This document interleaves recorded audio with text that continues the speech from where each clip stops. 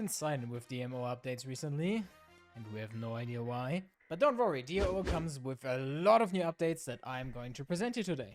And it's a lot of stuff, so we'll just go through it one by one. Feature 1 on the list, the inventory. You have maybe seen that the inventory looks a bit different than the normal one, but that is not the only great thing. Besides the extra storage that you can easily access with a button here and categories in here, we can now also adjust the inventory for old people or for people, as you can see on my screen, with a way too high resolution. We can just increase the the slot size, making it a lot easier to actually see something in my inventory. From inventory to items. Items can now be linked in the chat by opening the chat box, holding Control and left clicking the item, and then simply sending that. Talking about chat, you will now get a little notification sound when being mentioned by someone. Notice some more customization options. While in the interface settings, you can now change your UI theme to a lot of different ones. For example, slate, which looks like this, teal, emerald, black, obsidian, and last but not least, pink. The auto-healing feature is fully implemented in the game now and supports up to 10 routes for auto-healing to support DigiHP, DigiS, Tamer DS, or even Tamer X-Scorch. Now to a feature that I was personally pretty hyped for and waiting for a long time, the group finder, or also the random dungeon finder slash dungeon queuing tool. Here in the group finder, we have different options on what we want to do. Either we want to create a listing if we want to make our group ourselves, which includes the dungeon we want to open, the difficulty, the slots that we want to do. We could also just do it with 2 people. Then we can choose what role we have. I mean, it chooses based on what we have. Then we can choose what we want. We could say we want a full DPS group. We could also say we want multiple tanks. It doesn't matter at all. And if we want to have attribute and element filters, we can also say that we want, for example, a data water tank and also a Vaccine fire tank together with a UN light DPS. Then we can put additional comments so they know what they're going for. And if we don't want to take a look at who's applying, we can just say auto set matches and create the listing, assuming that we would qualify for the dungeon. On the other side, of course, people can apply for this stuff. So you can choose what difficulty you want to apply for, and then you can queue for the group. And depending on if you want to check who is inviting you or not, you can also say also let leaders auto add me to their parties. And then you're just waiting. You have an estimated time depending on how many people are queuing and how fast it goes, and a timer here. And what I'm seeing here is that I can add a second dungeon to the queue. So there's a button to actually extend your queue, so you can probably queue for every dungeon that you want to do to, prevent waiting times. Then the next part is the skin system. Wished by many, together with some additional features, we now have the skin system here, which not only changes the skin of a Digimon if you're using an alternate visual module, you can even, on certain Digimon, change not only the appearance, but also the role. So now that I got the items, we can not only change the appearance, where you can see it immediately changes the color of it, or like the model in some cases. We can change between these 4, but you see we have a caster, and if I press this one, we now have a healer. We have different skills and also different stats, which makes it a lot more flexible to work with the same Digimon. In terms of content, we also get something new in store. The Verdandi terminal has been completely reworked to offer a better and more entertaining player experience, including good farming spots for XP and bits, and a reworked quest line. And while I teleported to this place, I actually saw something great that I don't even have on my list. Look at that map list from the Jump Booster. It not only shows you all these maps confidently together with the maps that you can't go to because you haven't been there, but you can also see a lot of mobs, including their loot table. You don't even need to go to the map anymore. You can see their loot tables from here. And you can also see the NPCs. I don't know if you can see something that you can interact with. No, but you can see the NPCs that you need. And together with that, I can see whatever I want to drop. Okay, this drone drops Togemon. This one drops Jumogamon. I don't even need to go there and check and maybe try to drop it. That's quite awesome. And to support the Tamers on their new journey, Odyssey also added Transcendence now. There's a new feature in the client, or at least new for me. It's called Skill AoE Preview, and while that might be self-explanatory, let me show you. For me, it's on control and hover. You can also just put it on and off, or as long as I'm hovering a skill and pressing control, I can see its range. So Sky Strike is supposed to hit this area of effect This is supposed to hit like the entire thing here. Let's see if that works. It does not. Okay, and now we should be able to hit at least these two Alphamon. And interesting. I don't exactly understand how that works, but I like the feature. I'll stay here for the next one, because now we're talking about the several graphical improvements. We, for example, have a way more shiny, I almost want to say plasticky look with the new graphic settings, because the client now supports HDR, HDR tone maps, ambient occlusion, and light shafts that I didn't think, but actually make a slight difference. Together with bloom that we can turn on. We can change that the way we want, and then it will look a little bit different depending on the context. Here it's actually quite fine because the map is not really putting problems there. Maybe we can see it on the sharpening though. Oh yeah, especially on the Digimon, you can see the sharpness is going strong or not strong. I personally like more sharpness. I also have a sharpness filter on my screen actually. The craziest things are here. We have color grading. We have neutral, vibrant, cinematic, warm sunset, cool nights, anime pop, pastel. I'm not allowed to click vivid. What the hell? Then we only have pastel as the last. It seems vivid and teal and orange are not clickable. But I personally like either off or eventually anime pop. That is, I think, yeah, what is really, really colorful. Then we also have rim lighting that you can especially see on TK's head right now, or also on Piomon. Yeah, it's actually really easy to see. That, I don't know, is likable. It depends how you like it. Same, we have cell shading, yeah, which might be really visible on those Dreamorgamon. The cell shading.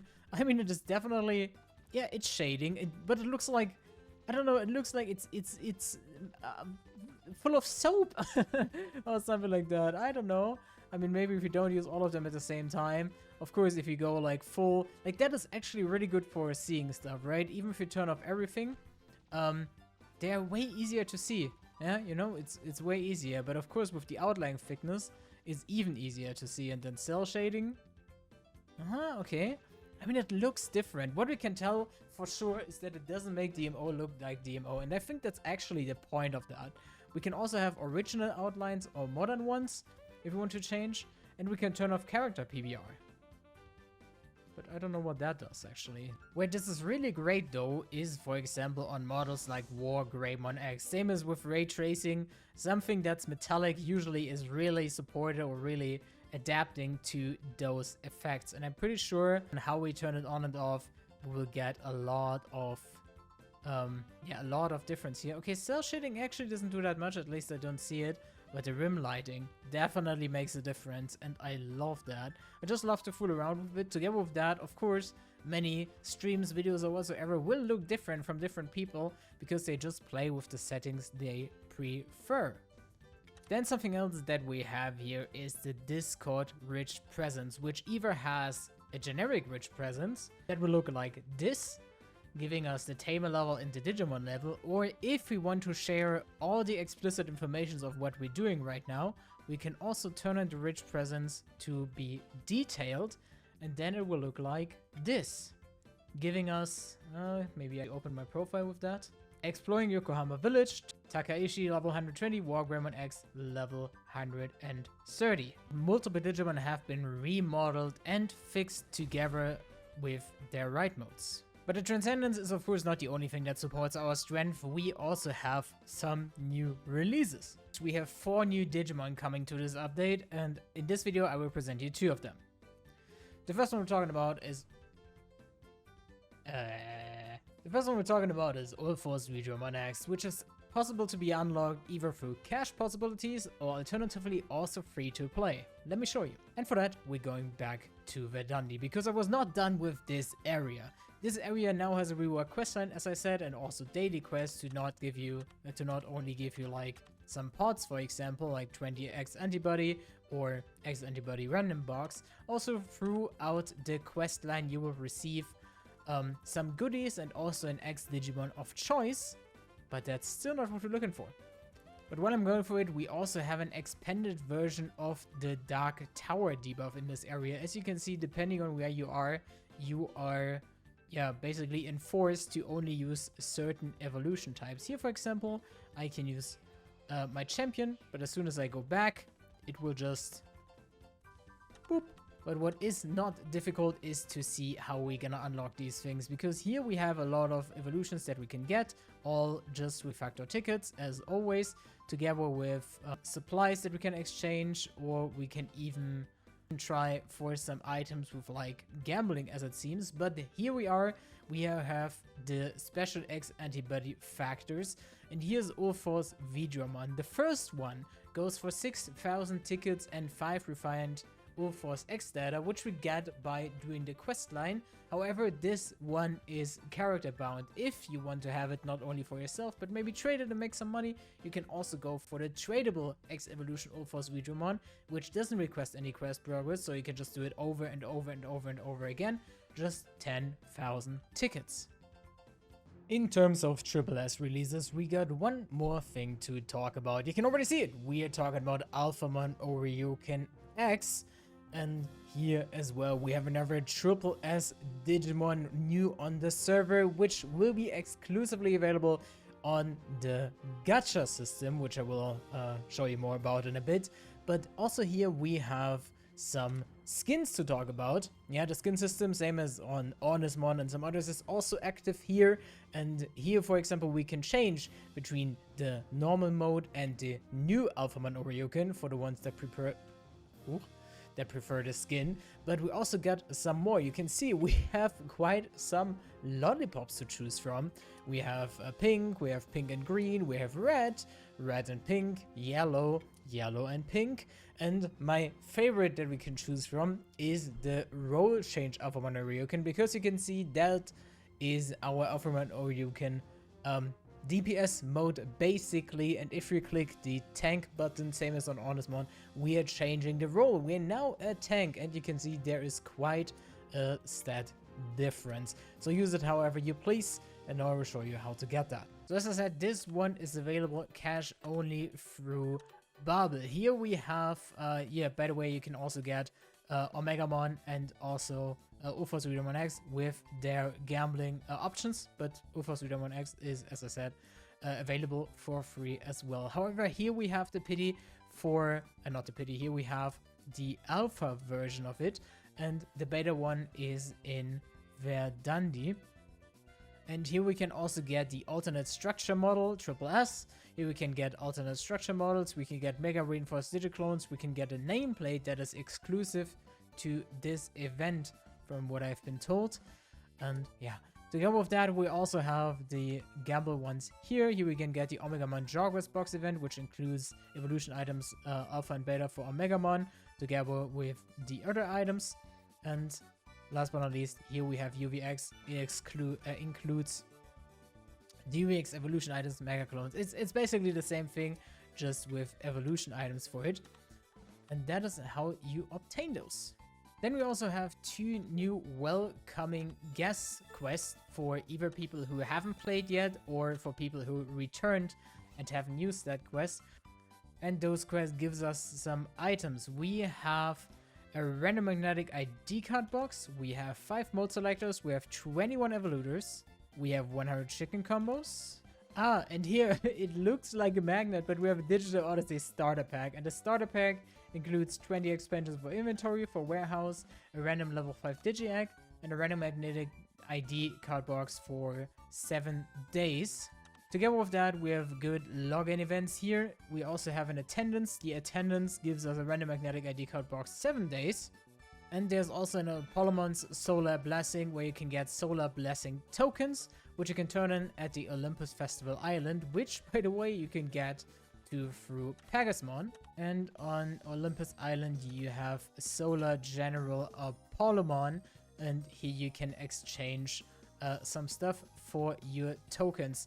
What you can do, you can use the 20 tokens to get a data summon ticket epic, which is, by the way, a pay to win ticket. So technically you also have the chance to get AOX without paying at all, still from the gacha, and you can get data summon ticket rare for 7 tokens.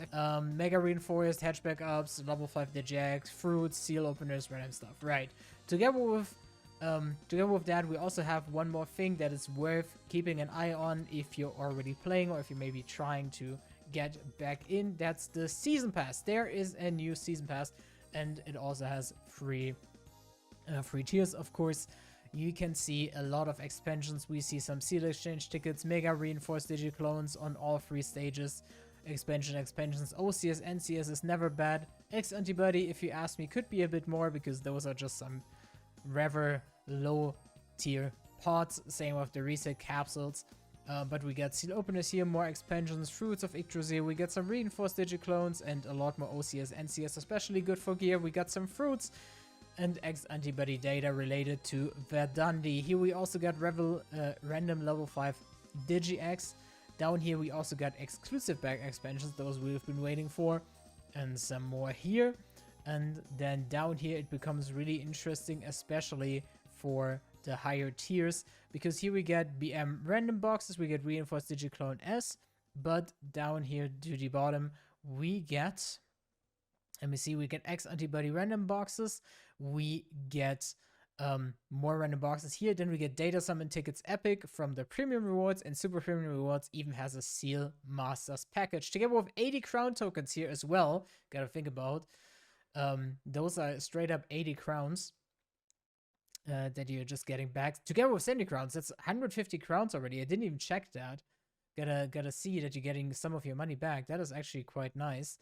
And down here to the bottom we have 8 more tickets. Those also cost money, same as 4 more tickets cost money.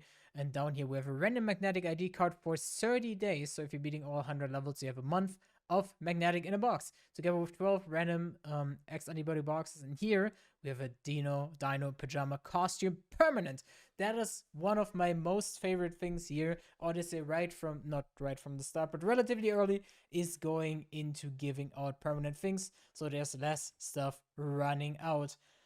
I think they also already gave permanent clothes, but I missed that part, I think. That's on me though. And there's one more content piece. We have a new quest line in Odaiba / in Minato City, and the quest line starts right here. It's called New Year's and Normally, and Genai wants us to talk to Taichi in Minato City, so we're gonna teleport right there.